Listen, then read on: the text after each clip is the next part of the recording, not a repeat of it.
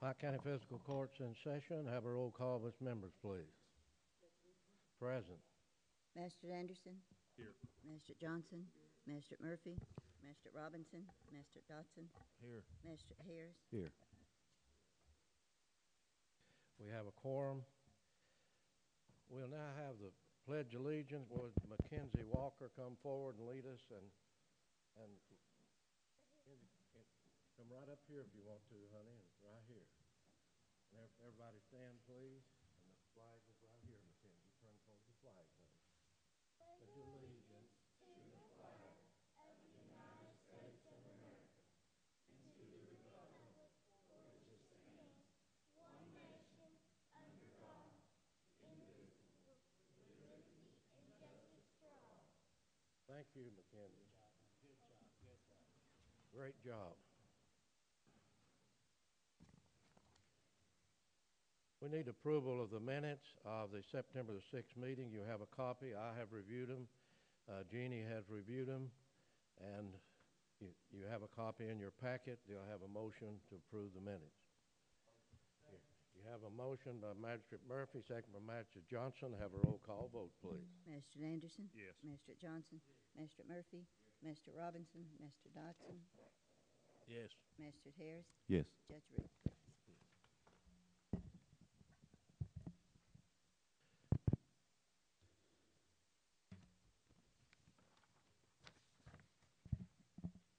First thing we want to do this morning, and we've said this as a court before, Pike County and the Pike County school system and all of us are ambassadors for Pike County.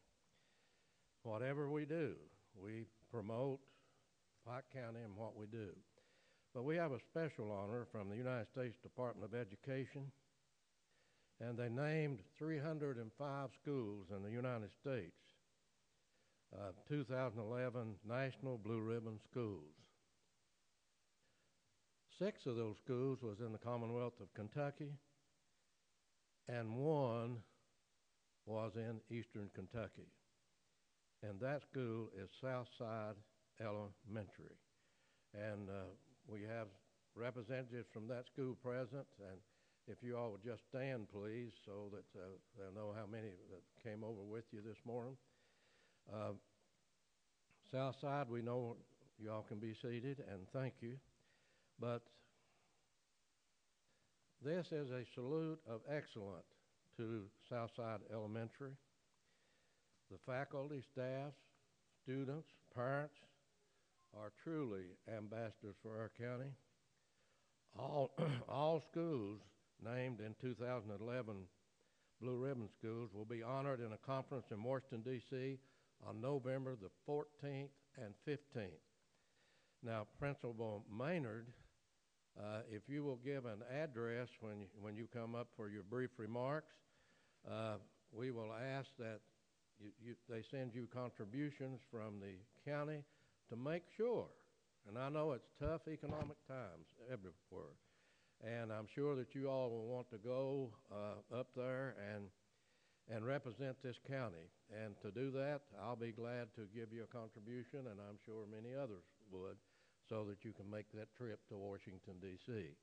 So if you'll give us just an address where we can mail it to, we'll be glad to do that for you all, because that means, when we honor you today, it goes back to what, and I always like to hear former Governor Paul Patton speak at graduations, because one thing he always brings out, that in Pike County, Kentucky, that we can do anything we want to do. We're as smart as anybody in the rest of these United States, and this is another example of that. So this is a salute to not only the school board. The superintendent's with us this morning, and he'll make some brief remarks after Mrs. Maynard. So we certainly, as a county government of Pike County, we have a resolution that the court prepared for the court, and it is a 2011 National Blue Ribbon School are based on our overall academic excellence or their success in closing achievement gaps, and that they were one of the 6 schools in the Commonwealth, and it will assure academic excellence for all the students. And their designation is set out in this resolution, and I will ask a motion from Magistrate Harris to approve this resolution. I'll be happy to make that motion, Judge. Have a second? Have a second. Have a roll call vote, please. I'm sorry, Magistrate Anderson. Magistrate Johnson. Magistrate Murphy. Magistrate Robinson. Magistrate Dotson. Yes. Magistrate Harris. Yes. Judge Rutherford. Yes. Principal Jill Maynard, would you come around to the podium, please? Hi. First of all, let me just tell you again, thank you for having us here today. And I would just like to say to everyone that Southside is so very proud of the honor that has been brought to our community for this award. And as with any award, there are so many people that need to be recognized. And at our school, it is safe to say that we would not be standing here without the relentless work of every individual who works at our school. The students have achieved beyond the goals that have been set for them, and their parents have worked relentlessly to make sure that they realize their full potential. Members of the Pike County Board of Education as well have equally contributed to our success, and we feel completely blessed to live in a community that has committed to excellence and recognizes that the future of our area depends upon the children in our school system. The Blue Ribbon School of Excellence is awarded to a school for its achievements, and we are so very honored at Southside. But we also believe that it is an award for our community as a whole. So at this time, I would like to again thank Judge Rutherford and the Pike County Fiscal Court for having us here and recognizing our school. And I would also, if you don't mind, like to recognize the people that we've brought with us today. And to be honest with you, we brought a variety of people because, like I said, at Southside, we believe it takes every individual, not just a teacher, but everybody plays a part in that. So at this time, we brought our 4th grade students who actually were assessed last year. Miss Jalen Hackney and her mother Susan are here. Mackenzie Walker and her father Dave. In our 5th grade, we have Caitlin Broomfield and her mother Charlotte, and Jessica Vickers and her mother Juanita. As far as the staff that we've brought today, we have Miss Susie Bird. She's our librarian, our media specialist. Miss Amy Sweeney is our 5th grade teacher.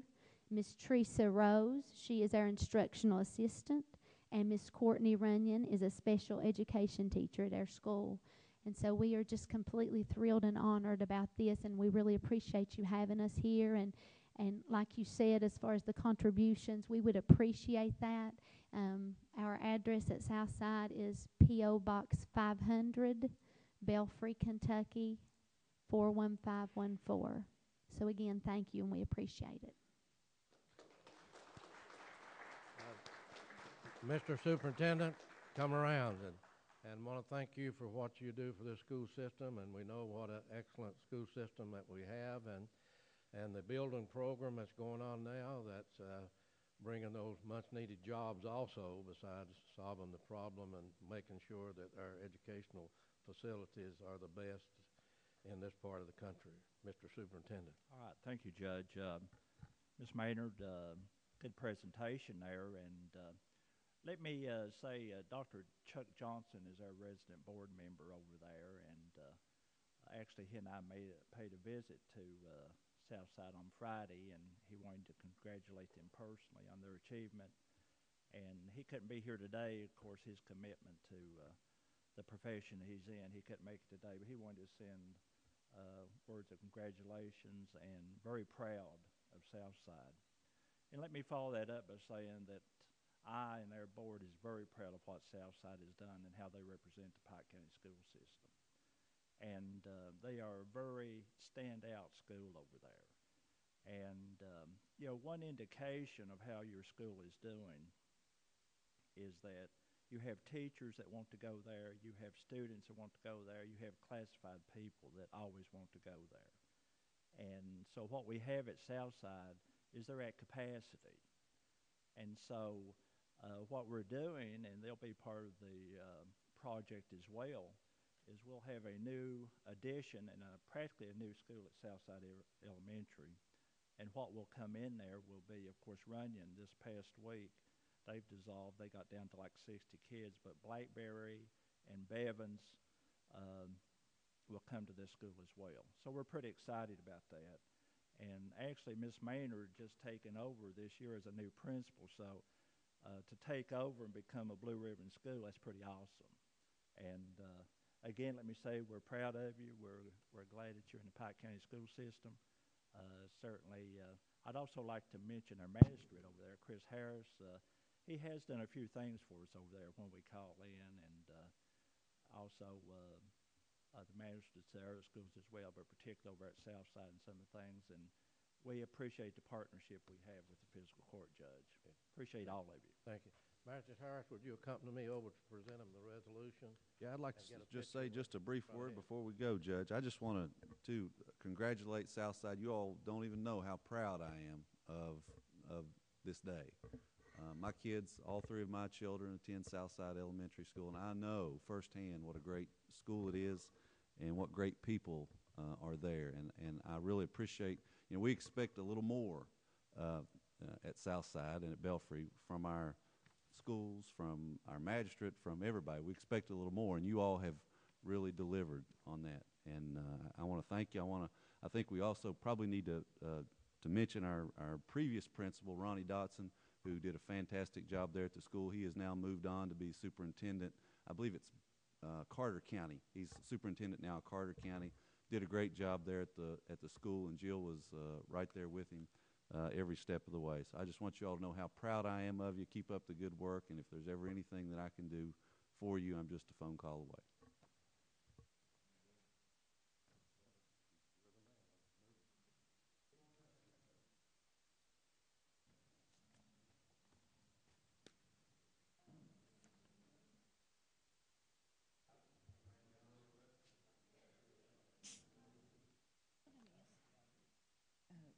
Southside won that, and the little girl gave the Pledge of Allegiance, and Miss Maynard talked. Oh.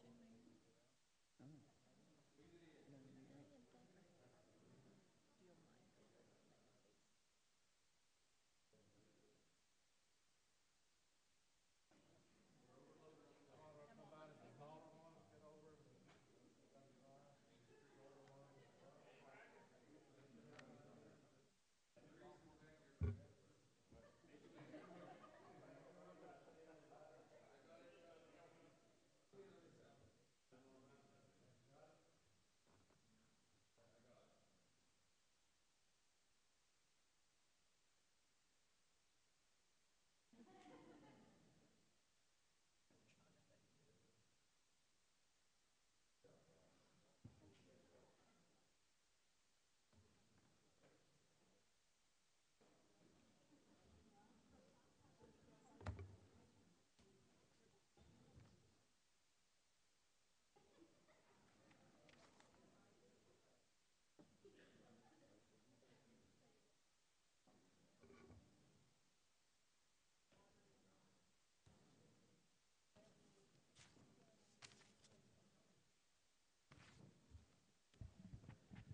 We have one person that signed in this morning to come up, and that is Mr. Burke. If you're present, come around to the podium and tell us what your purpose of being here today is.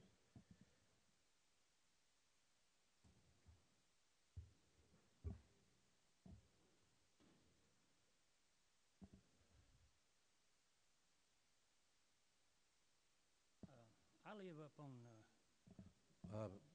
Brandon, there, fix that microphone for him, Mr. Hatcher.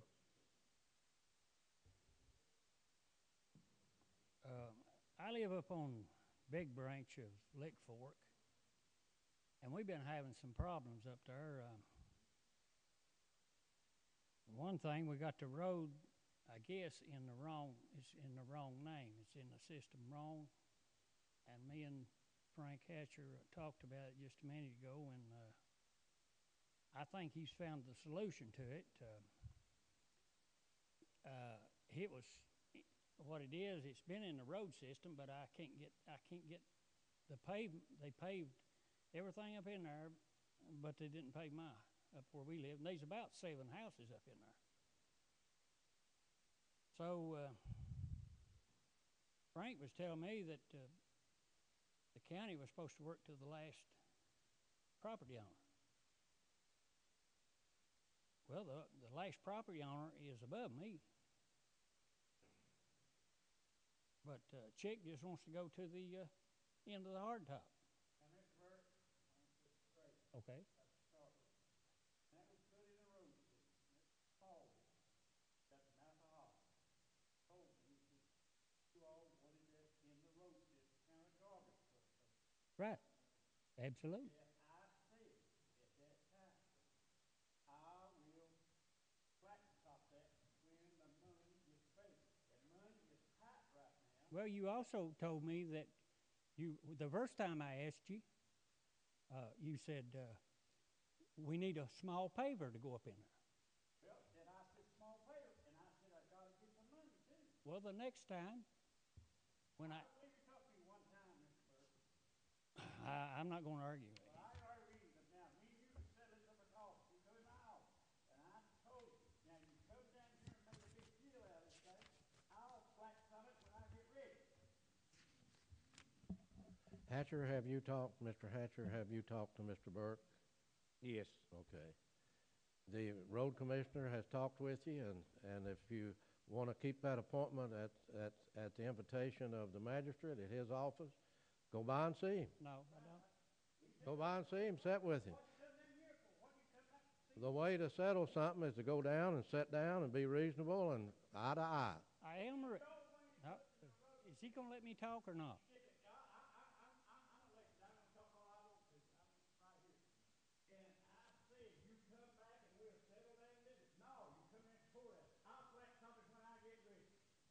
Okay. I can't talk. Okay, go ahead, man. I come down there last week and talked to you. I think the best thing to do is work with Mr. Hatcher and come down to his office later and sit down and you all discuss it. Well, you have it worked out. That's what I didn't even need to come up here. Well, that would have been better if you said it was worked out and went on home, I'd say. It's worked out. If it's worked out. Yeah. Okay. Thank you. Next one we have on the that signed in is Ms. Runyon. You'll need to come around, and we are on a very tight schedule day, and I bet you are, because I think you know what our schedule is. And we've got the governor coming into the county this afternoon, and we're trying to get through. Go right ahead. I'll be very brief. I really just wanted to acknowledge receipt of this comprehensive plan that we've been working on. As most of you all know, my staff has been working with the judge and the steering committee on this comprehensive plan. We do have that in hand now, and I think there are copies for all of you all. I would encourage you to actually look at it. It has some good information in it. It is a plan to move forward, and as we all know, if we don't have a plan, we can't go anywhere. So that was really my only thing that I had today, was just acknowledge receipt of this and to say we appreciate working with you on it, and to let you know that this is one of those projects that Big Sandy Ad didn't get any money for. We did this with technical assistance. I know when you look at your invoices, it's invoiced through Big Sandy Ad. Those dollars went to the consultant. That's why the judge got a good product, because the money all went to the consultant. We did not receive dollars for that. And Judge, this is what makes everything work, is to have a plan. I want to thank you all. I want to thank especially Mrs. Thomas, who spent, along with Jeannie and my staff, hours and hours and hours working on this program with the people from R.W. Armstrong in Indianapolis. I agree with you. If you don't have a plan and if you don't set goals, nothing's going to happen in government, in private enterprise, or even in your life. So this is a great opportunity. This is a roadmap to the future of this county and the future of eastern Kentucky, because this plan was done to become part of the plan for eastern Kentucky and for the Commonwealth of Kentucky for economic development, especially. But this touches every facet of the people of Pike County's life in the future, is this comprehensive plan. And I know that Jeannie and all the people in my office and all of your directors, Mr. Carlton, he spent hours after hours after hours with us, making sure that everything got in this comprehensive plan. Our energy program, the transportation program for the future of this county on roads and bridges, and I think, and I agree with you, we got a good product from the money that we had together and the money that this fiscal court and the ad district put together, and I think we certainly have got our money worth, and it'll pay off for the people of this county in the future. And I guess, again, I would just encourage everyone to take a real good look at this and to use it. It will be available. We can print you either a hard copy if you need it, or we can put it on CD and offer it to anybody that would want it, as long as the judge would agree to that. We ordered extra copies to make sure that each magistrate gets a copy, and I don't know they're in yet, Jeannie. They're not come in yet, but we'll get your all's copy for you, and as soon as they get them printed and get them to us. Hey, Sandy, how are you still involved in the down Big Branch on the water project? Yes. The new water line. How far are they from actually getting water?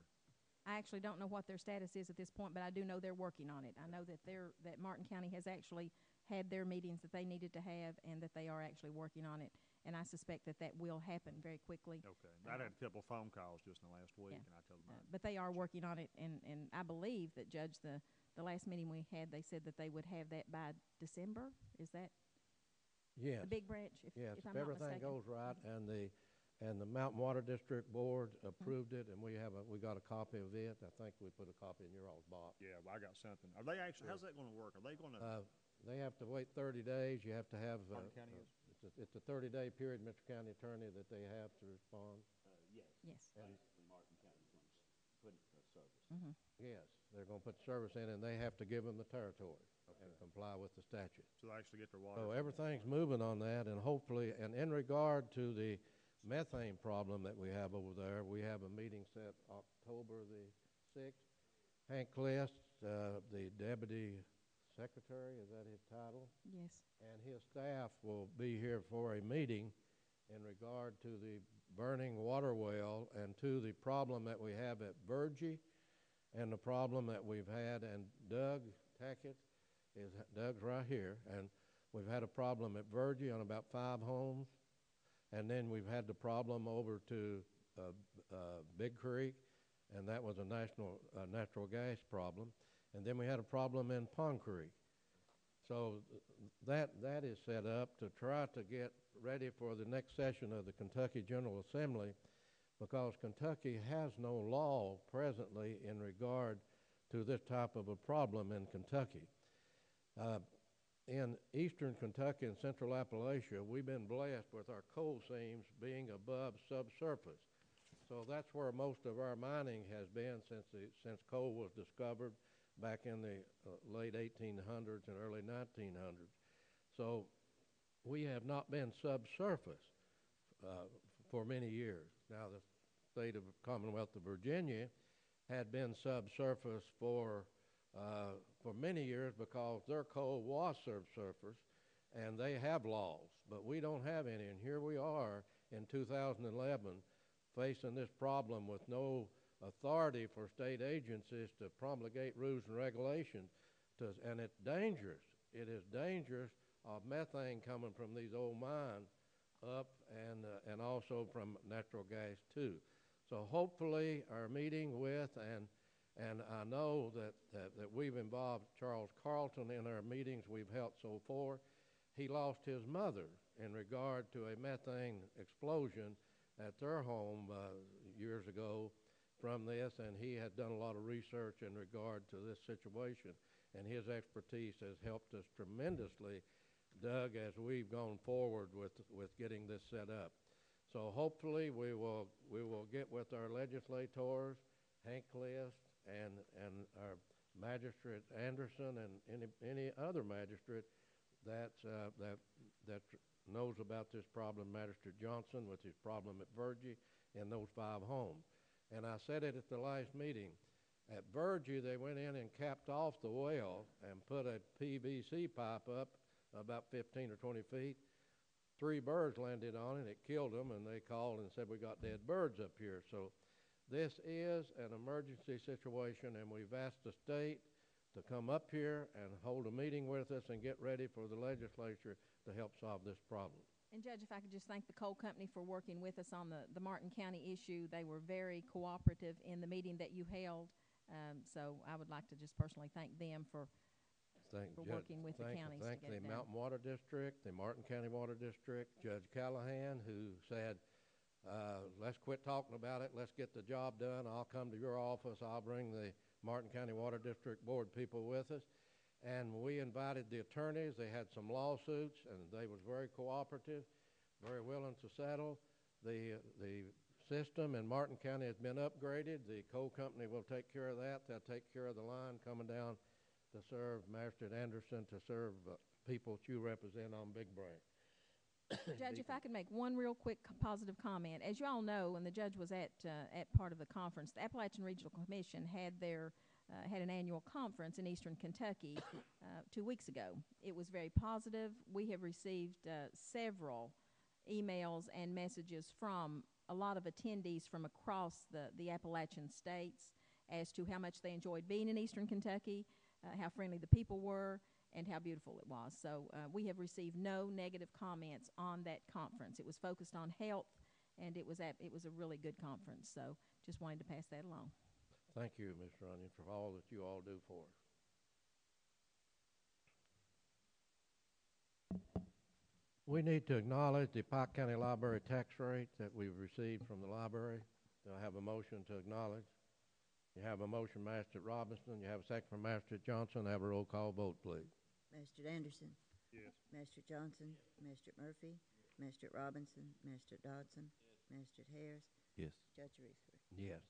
We need to acknowledgement that we have received the Pike County Extension District Board's tax rate.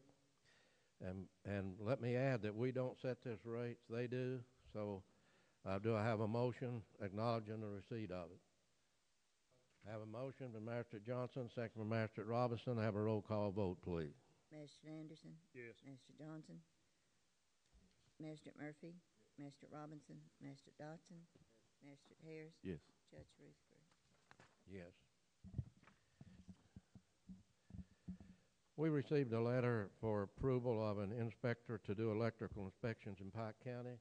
And Mr. County Attorney, we have to comply with the statute. Would you handle that? Yes, Judge.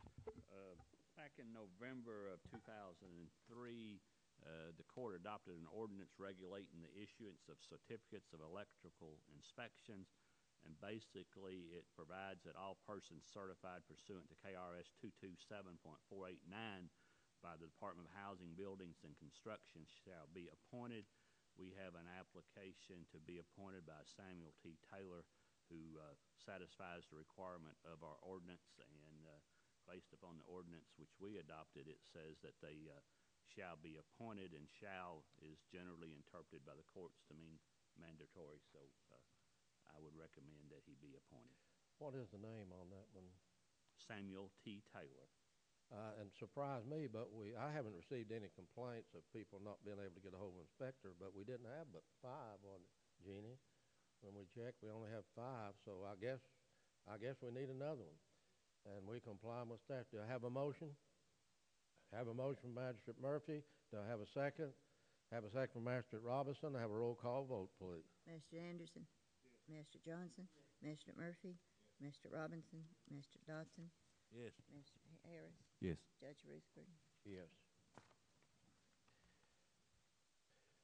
Mr. County Attorney, we have the second reading of an amendment of code amendment to the Yes. Pike County Tourism Commission and Convention Bureau, and that's where the two was separate. The city decided to withdraw. Yes, Judge, this is a second reading which has been duly advertised and would be right for a vote today. It's an ordinance of the Pike County Fiscal Court of Pike County, Kentucky to amend Section 190 to reflect the composition of the Pike County Tourism Commission and Convention Bureau. Whereas the county judge executive can propose amendments to the administrative code at any time, and whereas the city of Pikeville has withdrawn from the Joint Tourism Commission, and whereas the Fiscal Court and the Pike County Judge Executive desire to amend the administrative code to reflect statutory composition of the Pike County Tourism Commission and Convention Bureau. Now therefore be ordained by the Fiscal Court of the County of Pike, Commonwealth of Kentucky, that Section 190 regarding the Pike County Tourism Commission be amended to read Section 190, Pike County Tourism Commission and Convention Bureau. The commission shall promote recreational, convention, and tourism activity in Pike County. The board is composed of 7 members to be appointed by the Pike County Judge Executive in the following manner. 3 selected from a list of 6 or more names submitted by the local Hotel and Motel Association, and if no such hotel and motel association exists, then 3 commissioners shall be appointed by the Pike County Judge Executive from persons residing within the jurisdiction of the commission and representing local hotels or motels. 1 commissioner shall be appointed from a list of 3 or more names submitted by the local Restaurant Association, and if no formal local restaurant association exists, then 1 commissioner shall be appointed by the Pike County Judge Executive of a person residing within the jurisdiction of the commission and representing a local restaurant. 1 member from a list of 3 submitted by the Pike County Chamber of Commerce, 2 appointments by the Pike County Judge Executive. The terms of office are for 3 years, and members shall serve until their successors are duly appointed. The respective terms shall end on the following dates, and succeeding terms shall end in 3-year increments from these dates, regardless of the effective date of the appointments. That would be a second reading, would require motion, second, and majority vote. Any questions? If no question, to have a motion. Have a motion to have a second. Have a second, Magistrate Murphy. Have a roll call vote, please. Magistrate Anderson? Yes. Magistrate Johnson? Magistrate Murphy? Magistrate Robinson? Magistrate Dodson? Yes. Magistrate Harris? Yes. Judge Rutherford? Yes. I might add that the city set up their own tourism commission, and they added a tax on the people in the city of Pikeville. Our tax went on. That's been on since back in the 80s, I think, Mr. County Attorney. I think that's correct, Judge. Madam Clerk, you get the vote. Does he want me to do next? Mr. County Attorney, we had talked at the last court meeting about our wastewater treatment situation. Yes, County Judge, to Garage. bring the court up to date on that, we met again after the last meeting. We have contacted Summit Engineering, and matter of fact, I talked to Jody Hunt yesterday. They are working on a plan or survey of what is needed in that area, and they are going to give us 2 estimates on one estimate if it includes both the daycare center and our facility, and a separate estimate if it's just our facility and not the daycare center. Hopefully we'll be able to report back with those figures so that the court can make a decision next meeting or the meeting after of what steps they want to take on this situation. But I didn't think we could really decide until we had some figures to work with on how to proceed. Okay. Any questions? Mr. County Attorney, we also have a request in a letter where the Big Sandy Healthcare is applying for money to put an extension on their clinic, which is on leased property at Robinson Creek, belonging to Pike County. Yes, Judge, just some time ago, and I don't remember the exact year, we did grant a 99-year lease to them to put a facility in there. It's the Shelby Valley Clinic, and apparently it's grown and serving so many people that they need to expand. And basically, they need a landlord letter of consent to apply for grants in order to enlarge that facility. Basically, they need our permission to use the land, and I would recommend that we do this. The facility's already up there, and it's just to expand it. Pastor Johnson, that's in your district. Yeah, I go along with that. When I done all that work of getting that property for all that work, when he dedicated the land, I was the only one that get extra coming to it. Yeah. So we have a motion from Master Johnson. We have a second. Is this going to be adding additional land onto an existing lease? Building. Now the facility. Funds for building on the facility. Okay. make the facility better. It's not more land. Okay, so it's going to be on the same They're just property. going to that add we- an addition on to Land, where but it's apparently at to now. apply for the grant, they've got to have where they don't own the land, they have to have the consent of the landowner. landlord to Okay. apply for the grant to enlarge the facility. Okay, I'm sorry. Got a motion and a second.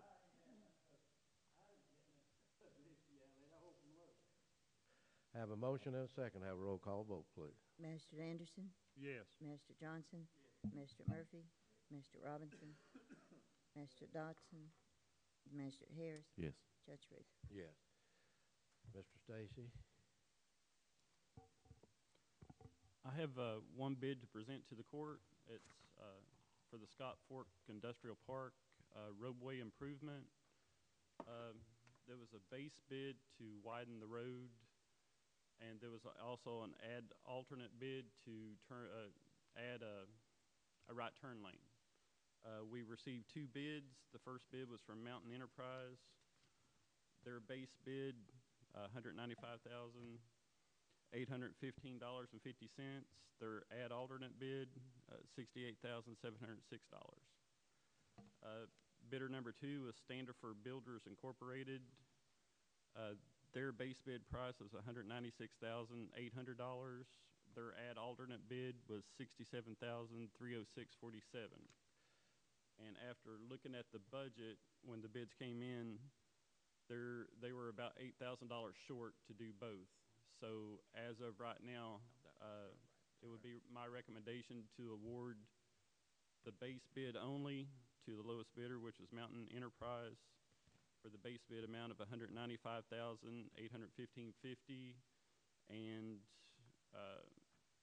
when more funds become available, do a change order to do the right turn lane.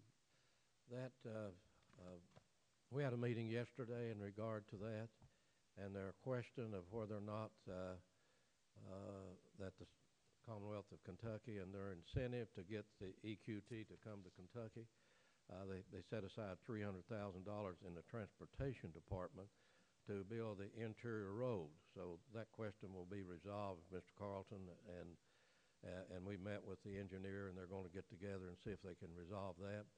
By accepting this means that we will have the road in by the time the EQT building is completed in January, I believe, January of this coming year. So this means if we go ahead today, we can proceed on that. Then, as Mr. Stacy said, if we need a change order, we can issue a change order if we were required to do so. But we need to go ahead and move on this. So under this construction period, in money that's provided by the Commonwealth of Kentucky, this road can be improved so it can have access. I know the last time that Bobby Branham and I was over there, when they was hauling off the hill in the big trucks, that we had to get off in the dirt. So it's a narrow road up there now. This will be a commercial type road that's built. The state had to approve our engineers' drawings. That's been done. We got the letter from them recently.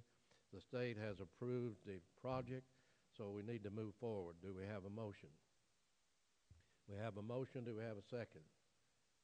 Do you have any questions in regard to it? This is, you can explain this to me quickly. This is a state road or federal road with state money. Oh, this is the interior part of the park from the road that goes up to the buildings. hill. Okay, I'm sorry. to I was EQT's confused about that. I thought this was the turn. The turn lane is not included with this.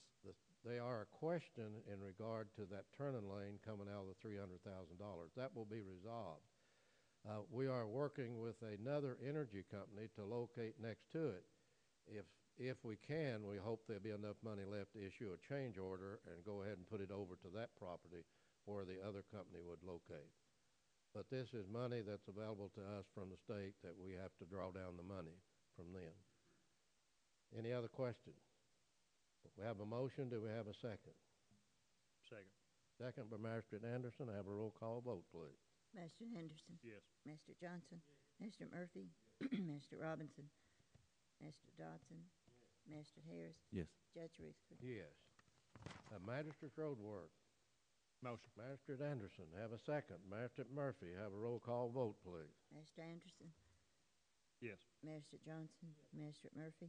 Master Robinson. Mr. Dodson? Mr. Harris? Yes. Judge Rutherford? Yes. Magistrate's comments. Magistrate Anderson. I don't have any comments, Judge. Magistrate Johnson. Magistrate Murphy. Magistrate Robinson. Magistrate Dodson. Yeah, Judge. Get this mic working here. We had some roads that we had to turn into the state for monies that we got for resurfacing, and we've taken care of that. And then we got some information on some bridges that the state was going to let us participate in the 80-20 plan. Have you heard much more on that? Yeah, I talked, they called one day last week, and we are applying for more funding, 200 hatch, 200 and some thousand. Then we're also looking at carryover money. Am I correct on that too? To see if we have any carryover money down there that we could get, because we are, as Magistrate Dodson and Magistrate Johnson had said, we had 2 floods not declared, especially in District 2 after we had the big flood. And the money that we're applying for is for what FEMA and the U.S. Department of Agriculture did not fund. So we're also looking at that. But you got all the information to them on what Magistrate Dodson was asking about that they needed, Hatch? On the big money, we've got that. Joe Stanley was here this morning. We went back over that again to put that in. Now, the other flex money, you talk about $200,000. I got your figures on your 3 bridges that you had, all 4 of them. I put them down hoping that we might get 1 or 2 of them, done. I'm going to be sending that to down there.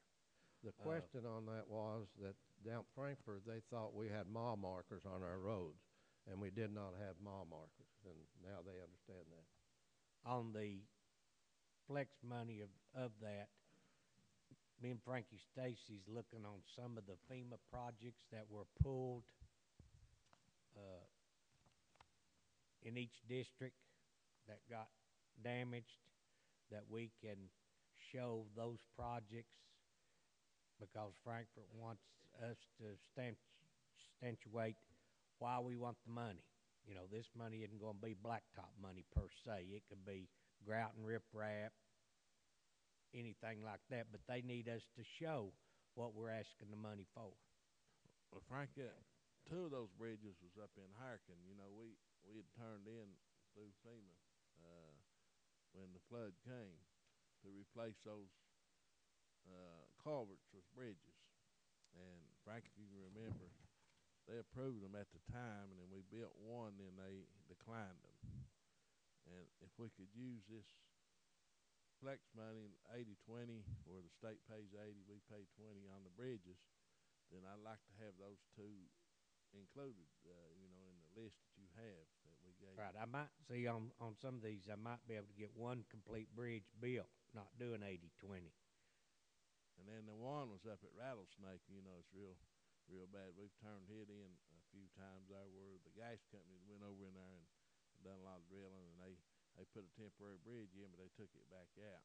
But, right. And what I'm trying to do, like I do all your rural road fund money and stuff, is trying to divide it up equally between all 6 of you. I don't want anything no more than nobody else. This was just I know that. This was an addition beside the blacktop money. They also sent us a memo about bridge programs if right. we want to participate.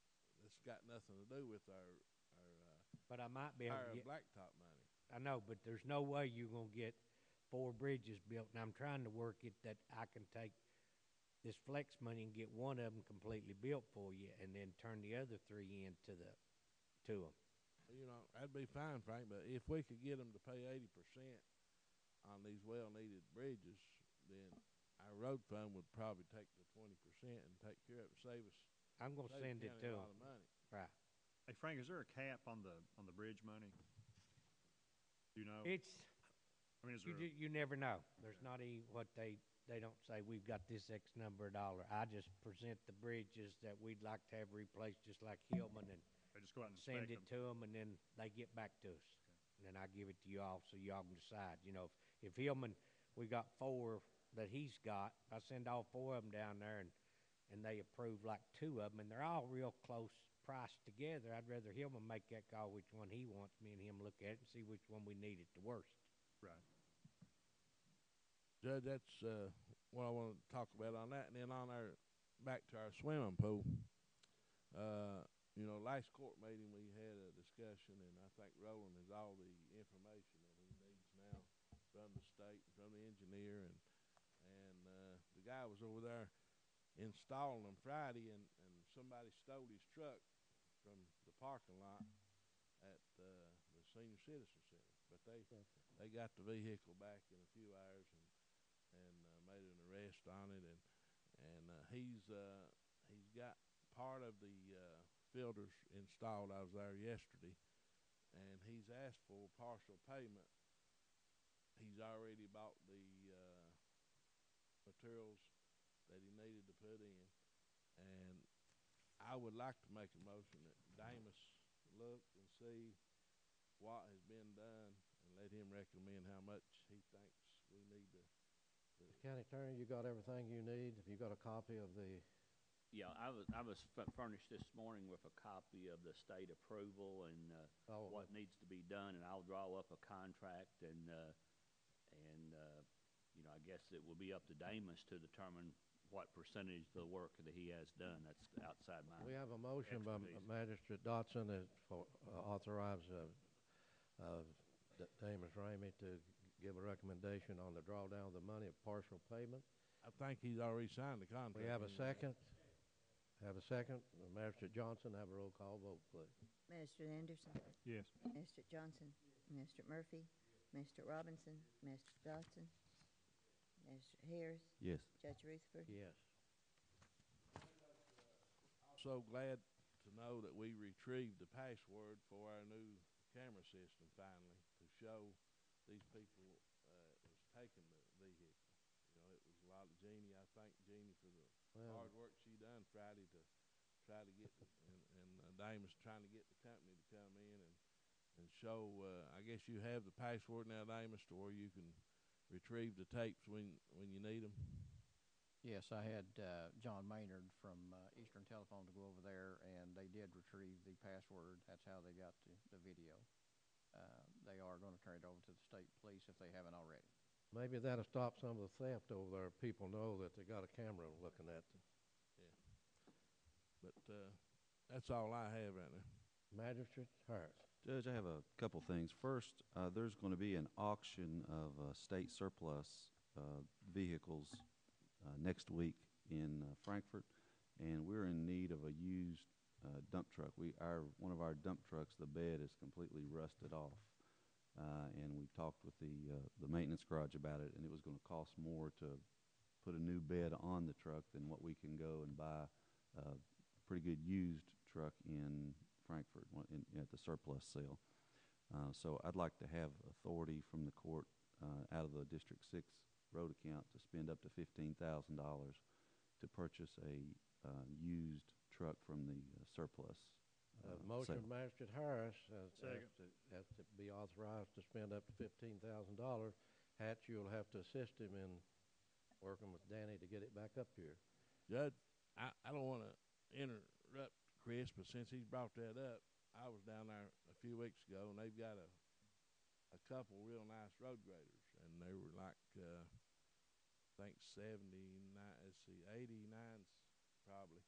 And they really look good. They were Caterpillar road graders, which you don't see very often. And they were asking like $28,000 if we buy them out now. But when they go through the auction, they might go cheaper. So, you know, I'd like to, if the court would see fit to put some money aside, and I'd like to go down to that auction and see what those graders bring, and if they bring a real good price, then we're in definite need for one, aren't we, Frank? I guess every lot has got 70 70-some model graders, and they're just about wore out. You bought them back years ago. Correct.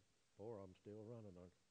Whether I think mine. Magistrate Harris, do you amend your order to include authorizing Magistrate Dotson to take a look at the... Is there a certain amount that we want? Because I think that was a problem we ran into, John, wasn't it? We need to authorize a certain amount of money. I mean, how do you do that? Do we go down there with a blank check? Need 2 separate Yeah, they have motions. to take a blank check made out to, this would be to the Kentucky Division of Surplus. Why don't you do it by State separate Treasurer. motions? If he thinks they're 28,000, then authorize not to exceed the 28,000 if he thinks they'll come in lower that way. Yeah, they had 2, Frank, just alike. They were, I believe, 80. It's up to everybody else whether they need one or not, but I like to. This is coming out of your road account, and him. Yeah. Yeah, so it'd come out of his account. It's put $30,000 not to exceed. Need separate motions. John, to make them do, Yeah. make them do separate motions.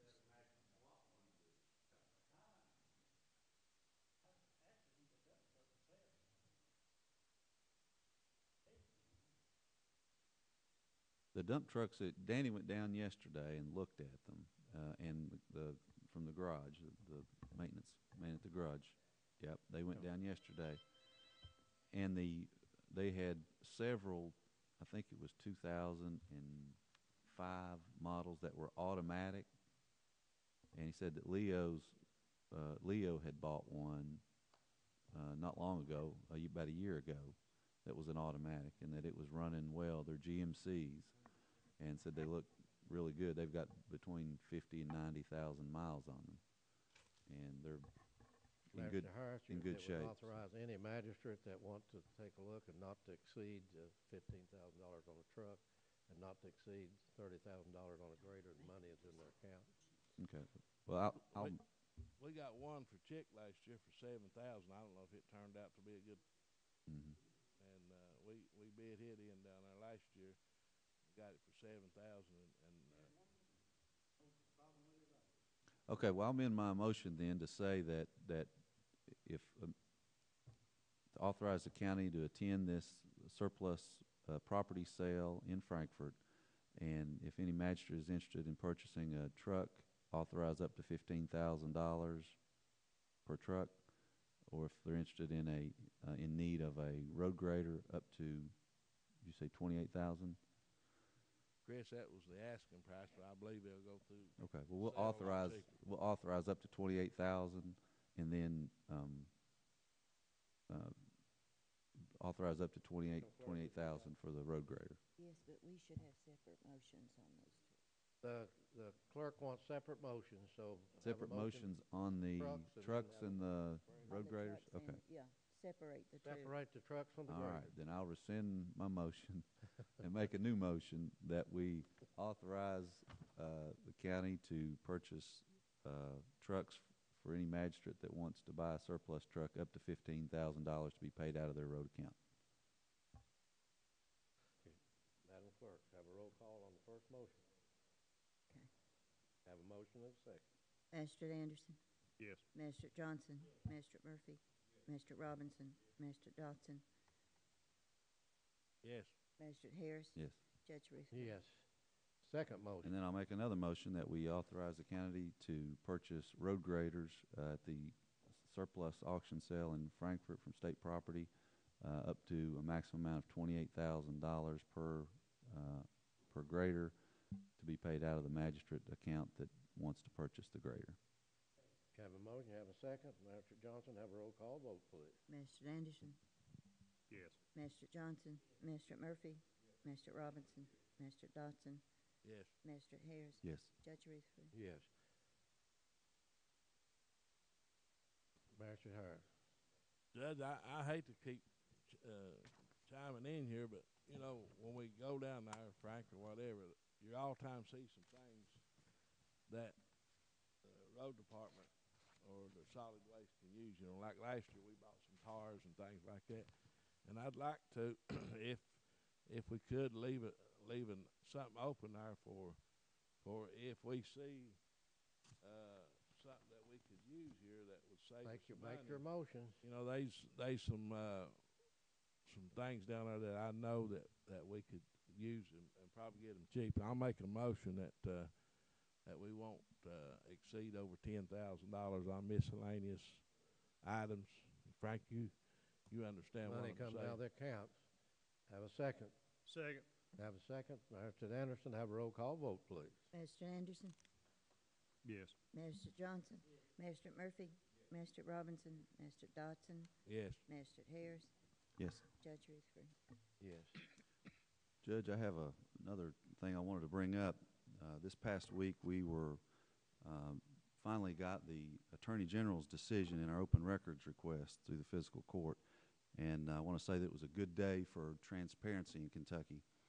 The Attorney General's decision established an environment where companies like UMG that work exclusively or nearly exclusively for the public entities, they're going to have to operate in an open and transparent way. Gone are the days when these companies are going to be able to tell the public, no, you're not entitled to see how your money's being spent. Go away now. We're a private company. Go away. You're not entitled to see this. There's going to have to be some accountability now. There's going to have to be some openness now. So the public will be able to judge for itself whether or not the public is getting a good deal or not. In simple terms, it's not right for a private company that's contracted to do the people's business to hide behind a corporate veil. If the company's done nothing wrong, there shouldn't be anything to hide. You know, to recap where we've been, the financials at Mountain Water and the state auditor's report made it clear that UMG was financially running Mountain Water into bankruptcy. We were very close. The cash on hand was gone. The bond reserves were gone. Mountain Water even had to go so far as to borrow money from the bank and from UMG just to meet its expenses. And when we asked them to see the records, they refused. When the state auditor asked to see the records, when they were doing their audit, they refused. When the Attorney General asked to see the records, again, they refused. Time and time again, they have refused to be open and transparent in their operations. They've made the decision that they're going to appeal, from what I understand from reading the newspaper, that they're going to appeal the Attorney General's decision about this transparency. Well, I say that's fine. That's what courts are for. The law is clear. This court feels and has voted that we feel that the law is clear. The Pike County Attorney's Office has said that the law is clear. The state auditor has said that the law is clear. The Attorney General has said that the law is clear. So, you know, what is it that this company is trying to hide? It's not, you know, it was said in the last court meeting that, well, the public can make these requests if they want to make them. Well, it's not the public's responsibility to make these requests. We're elected by the public to make sure that their business is taken care of, and it's up to us to safeguard them from these types of mismanagement. So I want to thank the court members for your vote last week. At the last court meeting. I think that it will go a long way towards transparency and openness in this state, and I think that you all made the right decision. I think we all made the right decision, and that when we do the right thing, you can't go wrong. So thank you very much. Madam Treasurer.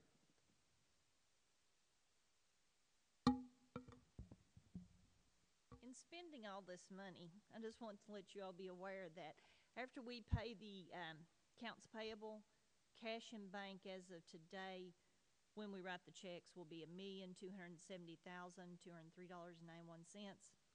Doesn't seem to a lot of people that would sound like a lot of money, but payroll runs about $450,000 every 2 weeks. Blue Cross and Blue Shield's $178,000, close to $180,000. So we will probably next month have to hold up bills until we get our co-severance checks again, and with the tax bills having not gone out, in order to get some cash flow, and with solid waste until January, February. So we just need to be cautious of how things are going right now. Correct. And And money we're we spending, realize talking our about budget is in our road fund, isn't it? Yeah, but cash flow is Cash low. flow. We have a serious budget problem. We are monitoring the budget in a 30-day interim. We're monitoring the budget. Matter of fact, Knott County passed their payroll tax last night. They had been shut down, 47 employees, and the county shut down. They passed their payroll tax. The treasurer and I, and I'm glad she did that, we have cautioned what we're facing. Now, we can't wait till the 7th or 8th or 9th or 10th month in a budget. Within 6 months, we're going to have to evaluate the budget, and it don't look good for us. And I'm going to have to come back with recommendations to cut employees off, lay them off, and to tighten the belt, because under the Kentucky Revised Statutes, we have to have a balanced budget at the end of the year. So hopefully the severance tax will change and come in, but the last quarter we was barely above, right, barely above. So we have not a lot of money, as the treasurer said, to play with. We have to pay our bills. We have to pay our county employees. And we're going to have to make adjustments. We had a staff meeting this last week, and we cautioned all the directors and commissioners to do their own thing with their own budget. Do your thing. Run your numbers on your budget. Buy what you need to buy, certainly, and keep this county running. But we have we cut. We didn't hire about rehire about 6 or 7 employees. Solid Waste got cut 6 employees in all, and we know what their job is to do in this geographically challenging county with the 800 miles of roads and creeks and hollows that they have. So that's I just want to reiterate that the responsibility stops with the county judge executive to see that we have a balanced budget, and that I will recommend action in the future when we feel that action needs to be taken. Madam Treasurer. Yeah, Hillman, we have things budgeted, but we have to pay our CAECO workers' comp and our CAECO all lines fund. It eats up a lot of our cash at this point in time, because that's about $1,500,000 and some thousand within the first 4 months, or we get penalized. So those are lean months from July to October, and then by the time we get our next cold severance check in October, hopefully that'll help put us above water, and then we'll get our tax collections coming in from the sheriff.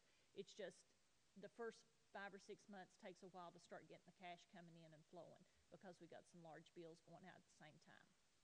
Well, now, if it's going to cause a problem with the cash flow, we can operate with that old grader. We can keep welding it and fixing it and putting it back together. You know, I don't want to do anything to. Well, on the flip side, I'm trying to manage the maintenance garage too, because their bill list this time is 70-some thousand, and based on what 74,258.16, this is going to put them probably at 30% of their budget, and should be at a 25%. So, you know, you're robbing Peter to pay Paul, in essence, as my dad used to say, because, you know, if you don't have something to work with, we're just putting, you know, throwing good money after bad on equipment. And I think, as Magistrate Harris said, sometime in the future we're going to have to go with the payroll tax. Don't know when, but sometime. We don't have any other choice in the future to do that. I'm just trying to caution y'all at this point in time. Authorize any necessary transfers and interfund transfers to pay the bills, payroll, health, and life insurance. Have a motion, a second. Have a roll call vote, please. Mr. Anderson? Yes. Mr. Johnson? Mr. Murphy? Mr. Robinson? Mr. Dotson? Yes. Mr. Harris? Yes. Judge Rutherford? Yes. Acknowledge receipt of the previous transfers and interfund transfers for August 2nd, 2011, August 16th, 2011, and September 6th, 2011. Have a motion to acknowledge. Have a second. Have a roll call vote, please. Mr. Anderson? Yes. Mr. Johnson? Mr. Murphy? Mr. Robinson? Mr. Dotson? Mr. Harris? Judge Rutherford? Yes. Acknowledge receipt of the treasurer's August 2011 financial statement. Have a motion to acknowledge the treasurer's August 2011 financial statement. Have a motion, Master Robinson. Have a second. Have a roll call vote, please. Mr. Anderson? Mr. Johnson? Mr. Murphy? Mr. Robinson? Mr. Dotson? Mr. Harris? Judge Ruth. Yes. Assistant County Attorney, would you have the first reading of a budget amendment for fiscal year 2011-2012? This is housekeeping on some revenues we received for Homeland Security for a recycling grant that was above and beyond what we had budgeted, and a few miscellaneous items. Mr. County Attorney. Yes, this is a first reading of an ordinance relating to the fiscal year 2011-2012 annual budget and amendment thereof. Whereas the Pike County Fiscal Court has realized unbudgeted receipts from the following funds, be it ordained by the Pike County Fiscal Court of Commonwealth of Kentucky, Section 1, in summary form, amended receipts or amended revenues of $178,233.21. In summary form, amended appropriations of $178,233.21. That would be a first reading, would need to be duly advertised. First reading, Madam Treasurer. Authorize the issuance of a check to Advanced Environmental Management Group for environmental database search for potential NRCS easement acquisitions for NRCS buyout when funds are received in the amount of $690. Jeannie, that money comes from NRCS and will be repaid. Yes. Have a motion. Motion from Magistrate Murphy. Have a second. Have a roll call vote, please. Magistrate Anderson. Yes. Magistrate Johnson. Magistrate Murphy. Magistrate Robinson. Magistrate Dodson. Yes. Magistrate Harris. Yes. Yes. Judge Ruth. Yes. Madam Treasurer. We have an addendum. We have two addendums to the Scott Fork project. One is for agreement between owner and engineer for professional services on the widening of the road in the amount of $43,000. And the other is for the water tank design in the amount of $19,300. We need approval for the addendum 1s and addendum 2s to the agreements. That money's in the budget. Money's in the budget. Have a motion. Have a motion. Captured money. Have a motion and a second, Madam Clerk. Magistrate Anderson. Yes. Magistrate Johnson. Yes. Magistrate Murphy. Yes. Magistrate Robinson. Magistrate Dodson. Yes. Magistrate Harris. Yes. Judge Rutherford. Yes. Madam Treasurer. Attached with that, there was an authorization for payment to Summit Engineering for addendum number 1 for 75% of the work that's being completed on the road widening at the Scott Fork Industrial Park in the amount of $32,250. And I'll just add this one with it, authorized payment to Summit Engineering for addendum number 2, 100% complete on the water tank design in the amount of $19,300. That money is in the budget and comes from $300,000, I presume? It's from the recaptured, and the Recaptured, recaptured's getting okay, down to recaptured. about $200,000. You have a motion and have a motion to have a second? Have a second. Have a roll call vote, please. Magistrate Anderson. Yes. Magistrate Johnson. Yes. Magistrate Murphy. Yes. Magistrate Robinson. Magistrate Dodson. Yes. Magistrate Harris. Yes. Judge Rutherford. Yes. Madam Treasurer. Authorized payment to American Geotech Incorporated for 2 test pit field engineering, utility check, soil testing, and report preparation in the amount of $3,400. If on the bill list, there's also one for $3,800 that needs to be stricken. That was based on an estimate for proposal from $3,400 to $3,800, and the actual bill came in at $3,400. So we need to replace this one on the bill list. $3,400? Yes, sir. That money's in the budget. Money's in the budget. Have a motion. Have a motion. Have a second. Have a second from Magistrate Johnson. Have a roll call vote, please. Magistrate Anderson. Yes. Magistrate Johnson. Yes. Magistrate Murphy. Yes. Magistrate Robinson. Magistrate Dodson. Yes. Magistrate Harris. Yes. Judge Rutherford. Yes. Authorized registration fee of $275 and lodging for Charles Maynard to attend the 2011 Kentucky GIS Conference, October the 11th through the 13th, 2011 at the Capitol Plaza Hotel and Frankfort Convention Center in Frankfort, Kentucky. 911 conference. 911 conference. GIS. Okay. Motion. Have a motion by Magistrate Harris. Have a second. Have a second. Have a roll call vote, please. Magistrate Anderson. Yes. Magistrate Johnson. Yes. Magistrate Murphy. Yes. Magistrate Robinson. Magistrate Dodson. Yes. Mr. Harris. Yes. Judge Rutherford. Yes. Madam I've Treasurer. skipped over putting authorized payment of the expenditure approval list on my agenda, so I need to add authorized payment of the expenditure approval list dated 9/19, plus any other utilities or telephone bills, water, electric that we may get in before we run checks. Have a motion to pay the bills. Magistrate Murphy, motion. Second, Magistrate Robinson. Have a roll call vote, please. Magistrate Anderson. Yes. Magistrate Johnson. Magistrate Murphy. Magistrate Robinson. Magistrate Dodson. Yes. Magistrate Harris. Abstain. Judge Rutherford. Yes. I have no further business, Judge. Mr. County Attorney.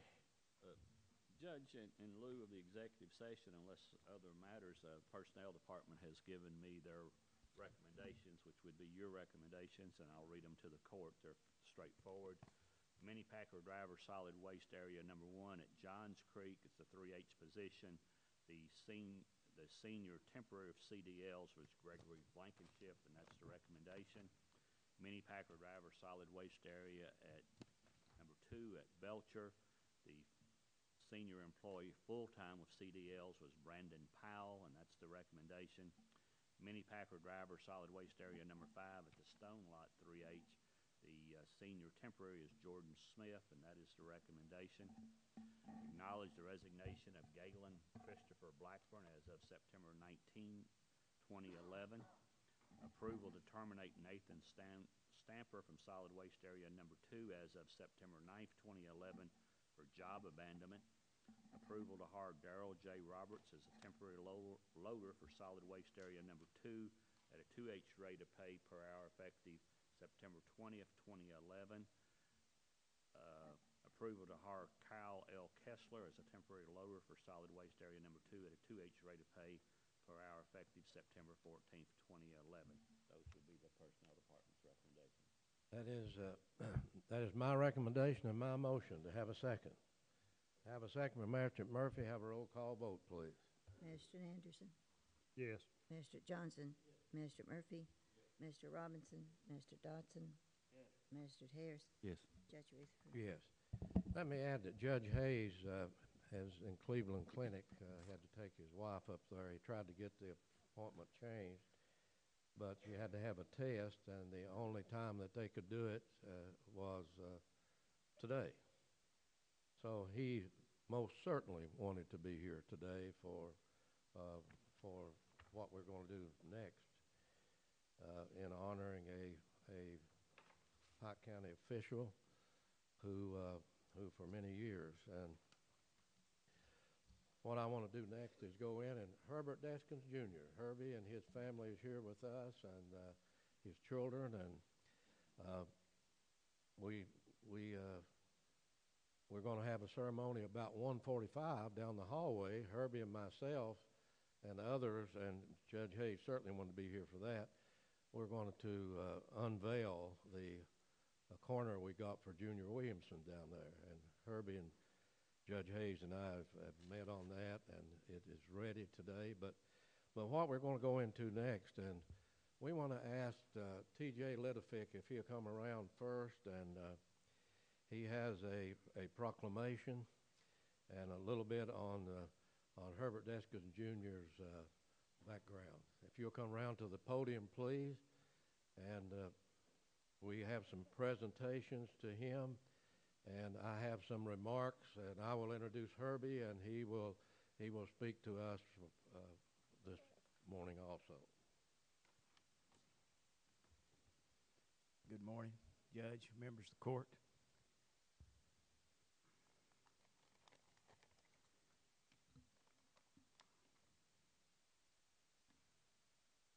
Herbert Deskins Jr. was born November 26, 1943, in Dublin, Virginia. The Commonwealth of Kentucky having been carved out of the bosom of the Commonwealth of Virginia, I'm sure that Herbie would insist that this still qualifies him as a born Kentuckian. He attended West Van Leer Grade School in Johnson County, Kentucky, and was elected president of his 8th grade class. It was in grade school when Herbie discovered his love of sports, particularly baseball, where in 4 years of Little League Baseball he was selected as an All-Star 3 times, won the league batting trophy twice, and was named Most Valuable Player as a 12-year-old. From there, Herbie went on to Paintsville High School, where his involvement in sports and politics continued. He was co-captain of the baseball and basketball teams and earned 11 athletic letters and won the batting trophy for baseball and led the basketball team in scoring in both his junior and senior years. Herbie's involvement in politics began to prosper in high school. He was elected to student council all 4 years and served as student council president as a senior. He also served as president of the John F. Kennedy Young Democrat Club. Aside from politics and sports, Herbie was also active in scouting with Troop 8 in West Van Leer. He earned 38 merit badges, the Eagle Scout Award, and the God and Country Award. After graduating from Paintsville in 1961, Herbie enrolled at the University of Kentucky, where he majored in political science, history, and English. While at UK, he served as president of the UK Young Democrats and was elected second-year representative to the Student Bar Association. Herbie graduated from UK Law School in 1967. Herbie also has a long record of being an educator. He was an instructor of political science at Prestonsburg Community College and Pikeville College from 1986 to 1997, instructor of pre-law curriculum at Prestonsburg Community College from 1988 to 94, taught political science at Pikeville College in 68 and 9, and environmental law with the Moorhead Consortium at Prestonsburg in 1995. After graduating law school, Herbie was elected as Pike County Attorney in 1970 and held that position through 1975. He served as National Committee Man for the Kentucky Young Democrats in 1972 and President of the Kentucky Young Democrats in 1973. From 1974 to 82, he served as Chairman of the Pike County Democratic Party. In 1976, Herbie was elected to the Kentucky House of Representatives, a seat he would hold through 1998. While in the House, Herbie served as chairman of the Natural Resources and Environmental Committee from 1980 to 1998, co-chairman of the Banking and Insurance Committee from 1978 to 1998, was on the House Judiciary Committee from 1976 to 1998, and was Mountain Caucus chairman from 1995 to 1998. Since leaving office in 1998, Herbie has continued to practice law and was named Best Attorney in the Valley by the Appalachian News Express, as well as Best Law Firm for the last 4 years. He received the Lifetime Achievement Award from the Appalachian School of Law in 2004 and served as counsel to former Pike County Judge Executive Bill Deskins from 2002 to 2006.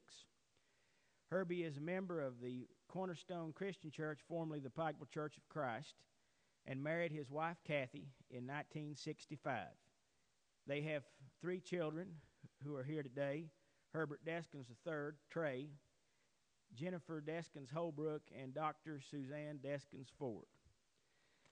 I must attest personally to the omitted facts that not only is Herbie a master chef, he is also a gifted raconteur and humorist, and generally one heck of a guy to call a friend.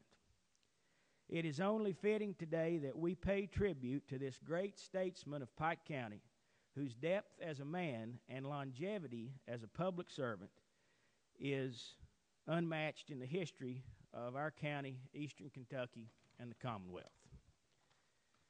And now I have a proclamation by the Fiscal Court. Whereas Herbert Deskins Jr. has a public service past that spans 4 decades, and whereas he was elected as Pike County Attorney in 1969 and served in that position until 1975, when he went to Frankfort to serve in the Kentucky House of Representatives, and whereas Herbert Deskins Jr. served in the House until 1998, and whereas our entire society has been enhanced by Herbert Deskins Jr.'s time in public office, and whereas since leaving office he has continued to practice as an attorney and has been named Best Attorney in the Valley 4 years straight, and now, therefore, we, the Fiscal Court of Pike County, Kentucky, does hereby proclaim Herbert Deskins Jr. as public servant of the past half century.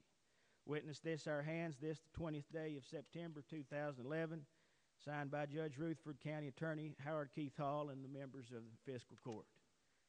Herbie, come up, please, and receive this proclamation.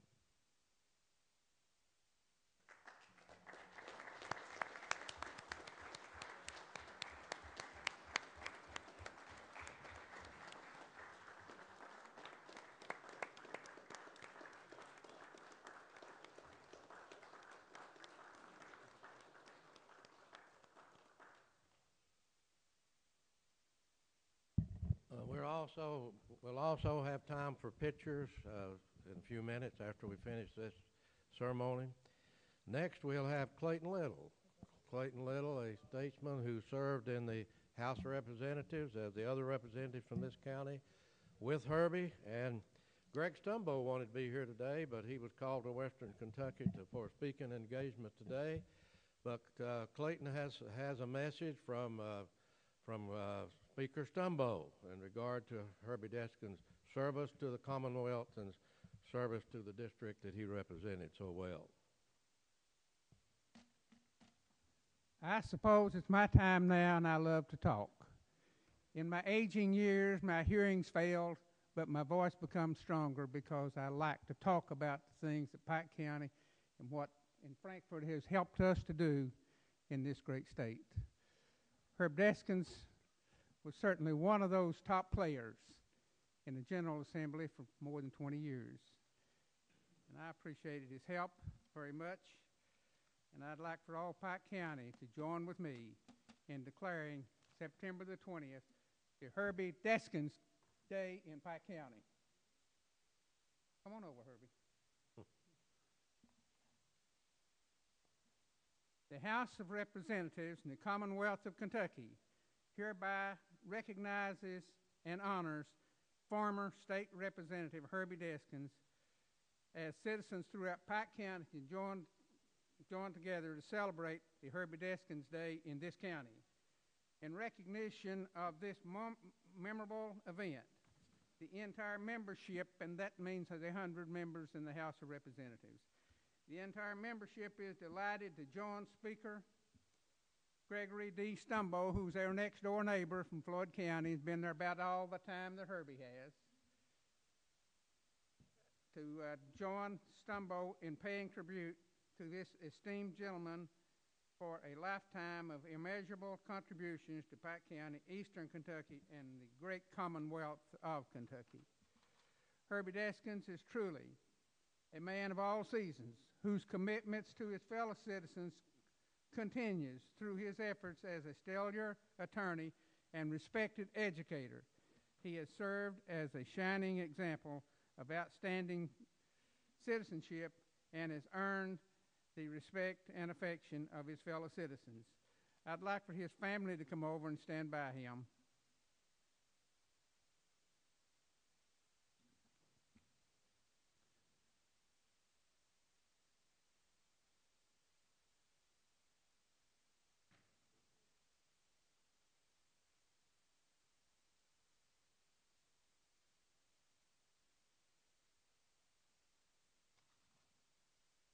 I think it only fair for his family to stand with him because they stood with him through the years as he served this county well.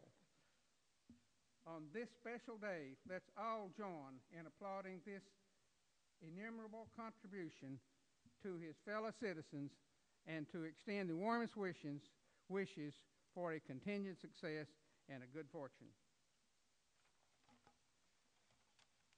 This was done in Frankfort, September the 20th. That was 2 or 3 days ago. Signed by Gregory Stumbo, who has total charge of everything that goes on in the House of Representatives. And if he don't want it passed, folks, it's not. And if he wants it passed, it generally comes along. You know, the legislature's a game. Herbie, son, you've been my friend. You started out a little late. You were a year or so, but you come along and learned well and did well and served Pike County extremely well. Thank you very, very much for being my friend. I appreciate that. Now, come on over here. You tell them anything you want to, honey. Well, Oh, no. Come on, baby. No, that's okay. Now, you say he's my granddaddy. Okay. That concludes, no, it doesn't.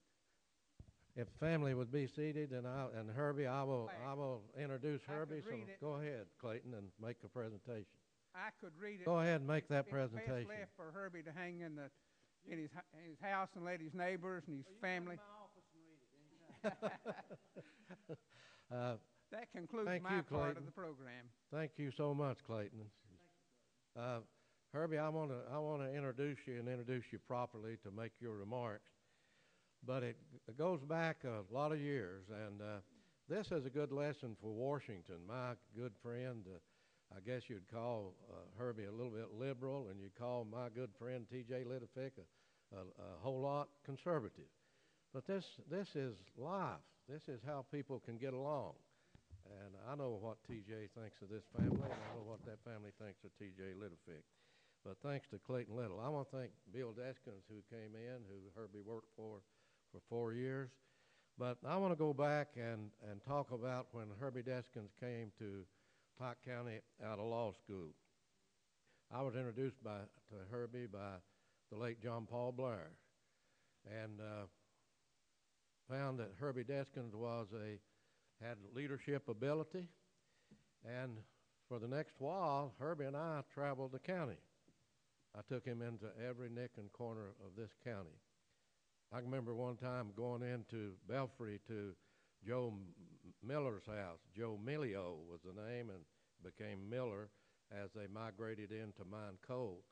And Mr. and Mrs. Miller was sitting on the porch, one in a rocking chair and the other one was rocking in the swing. And we got out of a Volkswagen, and he looked out and said, "Look, Mama," said, "Wayne has brought a little Italian boy with us." So I went in and introduced Herbie as I had throughout Pike County. And let me add that then, as you all know, what happened that in 1969 we made a race, and the political party that we belonged to was out at that time, and we led the battle to come back into office in the Pike County government. And we ended up the youngest county judge at that time ever elected in the Commonwealth, and the youngest county attorney. We had a lot to learn, but I'm telling you, we went to school, and we schooled ourselves. We would work after we went in office of the daytime, and of course I tried cases for 8 years, and Herbie was the county attorney. But we would come back most every night and work in the office. We read everything we could read. Herbie would buy books when he was out of town, and he would share them with me. It was books on government. We had so much of the same characteristics. I loved government. He loved government. I loved politics. He loved politics. I loved the fact that the Lord has given me an opportunity to be a leader in Pike County. He did the same thing, and we began our families. Mine's a little bit older than Herbie's, but when I had 2 girls and a boy, and he had 2 girls and a boy, our wife worked at the bank, and I might add, probably Herbie made more money than we made starting out. I think I made $6,800 the first year and the second year, and I know your office didn't pay much, and you're just a new lawyer in town. So I'd say our wife, Dallas, made more money than we made until the Supreme Court gave the cost of living, and then we was able to survive a little better. But Herbie would go home on the weekend. I knew his mother and dad been to their home in West Van Leer, and knew his sister and brother, the family. Herbie had connections to this county before he arrived here. His daddy worked McKinley Steel at Greasy Creek. We had a fellow here in maintenance named George McCown. I heard him ask Herbie one day, he said, "Your daddy shoot pool left-handed?" Herbie said if he shot pool, he probably shot it left-handed. He said, "I worked with him at Greasy Creek, McKinley Steel." Then he worked over at Borderland, Herbie, over on the Tug Fork. And so it was then Kathy. Kathy, Kathy was a jewel. I mean, it was unbelievable the support that I had from my family that Herbie had from his family. And we grew very close. And and I know that the first grant we got, Herbie and I went and talked to Dr. Martin, the president of Eastern Kentucky University, and we essentially put the grant together ourselves at night working in the office. And we received that grant, and it was a grant to start schooling. We had made a commitment to each other as having the court system in this county that we would not dismiss a DUI citation issued by an officer. But we realized that we had a industry coal that had to have coal hauled. So we had worked for legislation to have a work license issued in the Commonwealth. Matter of fact, Herbie, we got it passed, the House and the Senate, and the governor would not sign it into law, if you remember. It did not become law. He removed it. So we came up with this concept that we could get a federal grant and we could start a school for people who was in court for DUI and then reduce it. So we got that grant, and along with the Eastern Kentucky University and their staff who came here and taught the class once a week, we was able to handle our DUI problem in this county and keep coal moving in this county and keep those in our industry, keep them legal and yet keep our roads safe. And I know that when the first trip that I made to Frankfort and appeared before a House and Senate committee, I was with Herbie Deskins, and we went many times.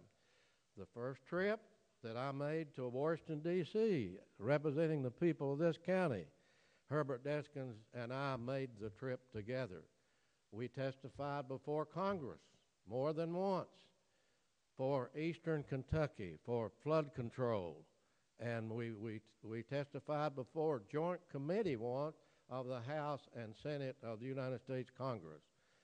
So I know what Herbie has done, and I can remember when I would go home, we got what's called the labor paper back then. My dad was a union fellow, worked for the railroad, ended up passing away with black lung, pneumoconiosis.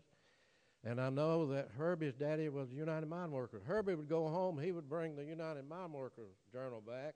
I'd bring the labor paper, and we'd read them. In one of those United Mine Workers journals was an article on severance tax being discussed in the state of Montana. From that article, that is the reason that the coal severance tax was proposed in this Commonwealth and was passed, and the money was returned to Pike County, and that came out of those night meetings that we held after that. Back then, there wasn't a much, Herbie and I have talked about this. Both of us lived at South Mayold Trail. We could drive home at 10:30 at night and never hardly pass a car back then.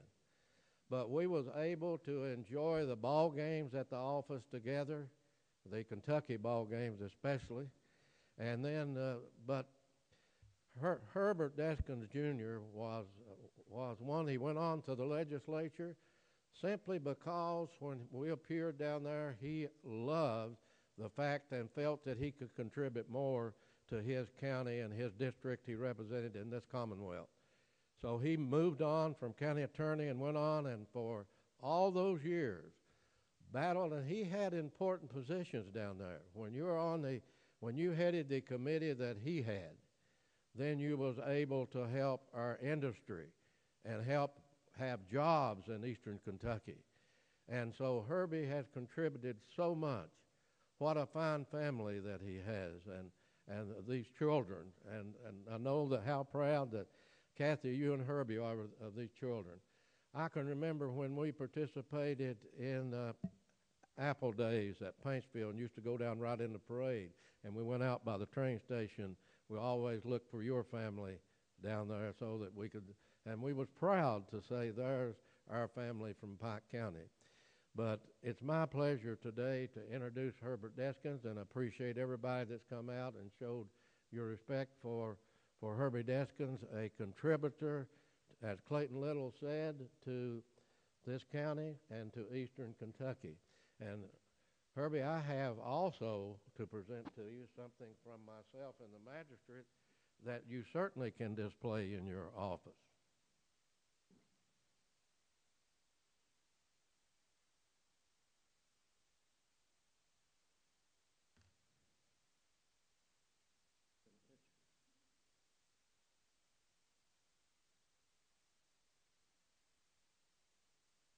And I present to you Herbert Deskins, Jr. Thank you, Judge.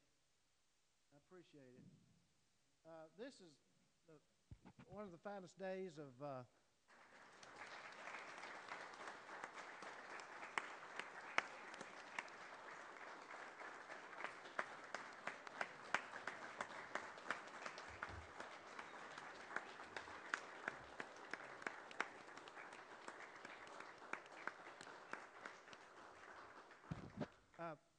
thank you very much.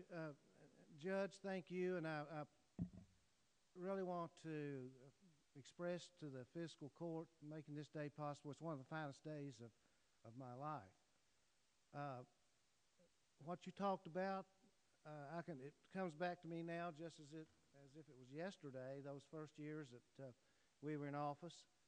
I remember we both were very idealistic.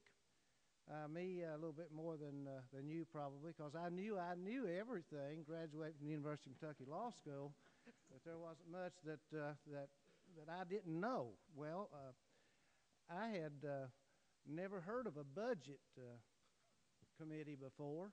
They didn't teach that in political science. And so the first task that we had was to work out a budget for Pike County, much as the budget you're working here. And as I can remember, that the previous administration that we came in on had never, ever made a request for any federal dollars, and we had exactly 40% to spend for the next 6 months, and the road fund that first year, I think, was that we proposed was $75,000 to be divided 9 ways. So that's where we started working on. And we looked at one another and said, we got to do something about this, and that started the trips to Washington, D.C. And Carl Perkins was there. He opened up his office. And by 6 months, we started having some money come in, and we were able to do some things. We went that first year to Frankfort, and Senator Burke helped us get bills passed that established courthouses throughout the county and established telephone service throughout the county. And we traveled a lot. One article that I have to give to Judge Rutherford that I found going through some of the stuff that I have was a Courier-Journal reporter came up here and interviewed us, and they said it looked like Batman and Robin. That our combined age was less than the previous county judge. But that was the beginning of my career, and it was a very informative time in my life. You know, you learn things as you go through life, and that was started out. That was sort of the alpha of my career as an elected official serving the public, and that was a lesson that you've got to go out there and get things done. The omega of it, the end of it, was 4 years that I spent in this room with Judge Deskins. That taught me some humility in those 4 years, because we had to do some sacrificing, Judge. We had to cut people off, and that was a terrible thing, but we did that. We had to take and that's the first time I ever had to do that, is to take people's jobs. Not me, but I was in on the planning of it. Just to take people's jobs, and that's a terrible thing to do. Of course, all of them got finally hired back, but that is a terrible thing to do. It taught me a lesson. It taught me when we would look over those lists of people working in the districts, that those are real people. And they really need to look for government for help sometimes. You know, government can't help everybody all the time, but there's a time and a place when government has to step up and do the things that's right for the people. So, and that was a great time for me in learning that lesson. So, well, first of all, Judge, I was going to introduce this is my family. This is the people that, these are the people that stood behind me during the 23 years that I was gone to Frankfort a lot, during the 6 years as county attorney, and during the time that I served as attorney in the Deskins administration.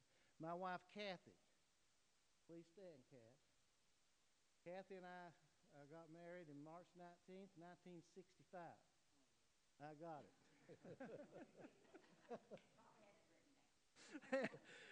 And we've been blessed with 3 children. The oldest, Trey Deskins, Herbert Deskins III. And I'm proud to say that Trey was the center on the best football team. Judge, now I'm not talking about the Belfry team this year. We're going to have to see the best football team I think has ever been assembled in Pike County, and that's the '87 championship team. And then I have my oldest daughter, Jennifer. Jennifer was quite a cheerleader. They won all kinds of awards, and I'm very proud of her. She's an attorney, and she is the law firm of Holbrook in Lexington, and her husband is in business here, and even though he is an attorney, and has the car wash down below town where that thing flies up and down, so if you got a dirty car, go down and get it washed. And then, of course, here's my baby. I can still call her Boomy, Dr. Suzanne Ford. She graduated in the first class at the osteopathic school, and I'm so very proud of her. She worked hard. Now, she wasn't one of those people that could she had to open the book. In other words, it didn't come natural to her. I remember one time she came in and she had to take some courses to get into the school, and she asked her mother, and I said, why didn't you all have any math genes? But very proud of her. She's working here. She's rendering service to the county judge. She's the doctor, the physician now that comes down to the jail on Tuesday and goes and ministers to those people that we have incarcerated here. I'm very proud of that service for her. Not many doctors would do that in these days. So she's public-minded, and I know that she will be a great physician throughout the rest of her life. And then my daughter-in-law, Amy, is here today. That's Trey's wife. She's sitting right back here. And they have 2 children, 2 boys. Suzanne has a girl and a boy, which Emily's right here. This is Emily Ford. She's my oldest granddaughter, no, my second oldest granddaughter. And then, of course, Jennifer has 2 daughters, and they live in Lexington. So these people have been with me, and I'm certainly proud that what they've achieved. Trey works for Wayne Supply, and he loves that work, and he's a great guy. He can sell Eskimos snowballs almost. And he sold me on a bunch of stuff too that I didn't want to buy. But Judge, I want to express to you all my gratitude for making this day possible. As I say, it's one of the greatest days of my life. I was awarded some awards throughout my career, and I think this is the highest tribute that I could be paid here in Pike County. And I do want to say something about my good friend Clayton Little. Clayton and I stayed in the legislature 20 years together, but he stayed 22 and I stayed 23. He left a year or 2 years before I left. That gentleman right there is the reason why that you have roads in the state of Kentucky built because the legislature wants them built and not because the governor wants them built.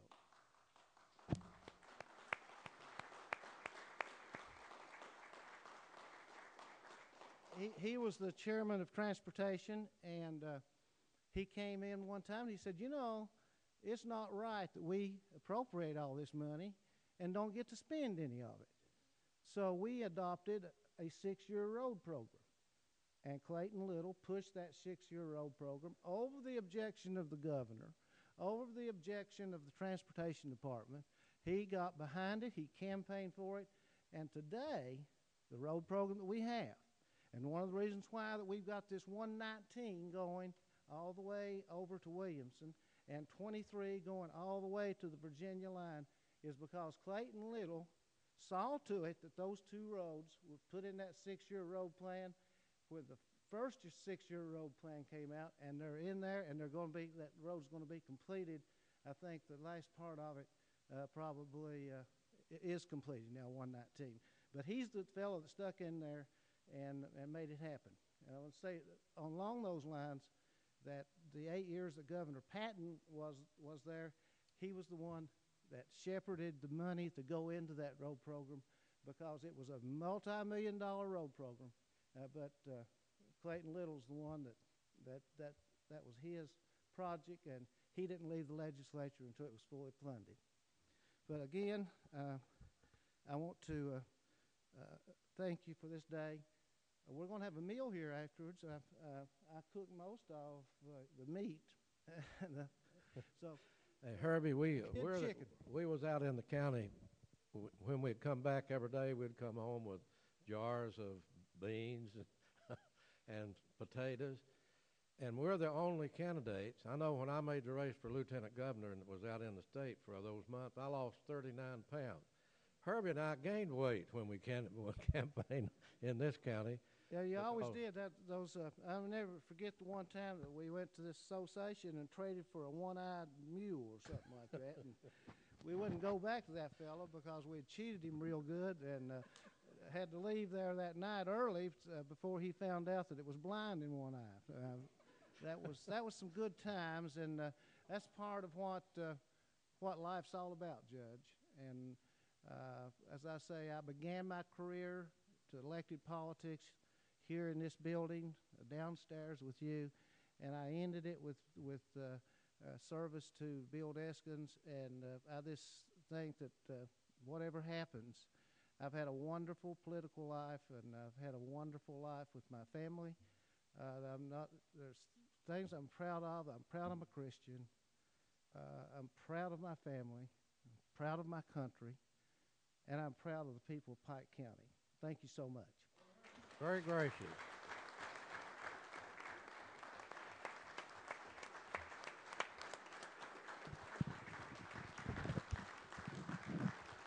Now, folks, Herbie Deskins has cooked for us, and we're going to take about, how long, Jeannie, a break? About 10 minutes to set the table back here. And all of you stay here and eat. He says he's got enough fixed. If not, we'll supplement it. So, but this is a great day for Pike County and a great day for the Deskins family, and they deserve this day.